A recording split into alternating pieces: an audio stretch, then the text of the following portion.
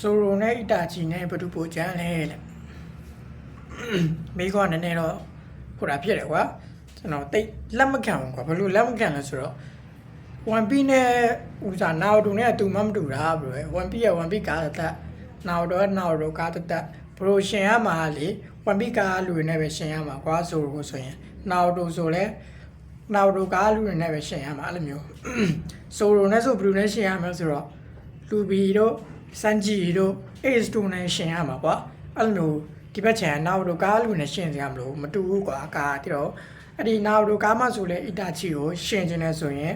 ပိုင်နဲ့ရှင်ရမယ်ဆိုတော့နာမီကာဆင်မီနာတိုတို့ဂျီရာယီယာတို့ဘာညာအကုန်လုံးမှာဆတ်စကဲတို့ဘာတို့အဲ့လိုမျိုးရှင်ရမှာကွာတကားနဲ့တကားတူမှမတူတာဟိုတာကကြတော့ပြင်လေတများကဒီကားကြတော့တကားမတူဘူးကွာတစ်မျိုးနဲ့တစ်မျိုးမတူဘူး bro ဒီလား bro ကျွန်တော်အမြင်တော့ bro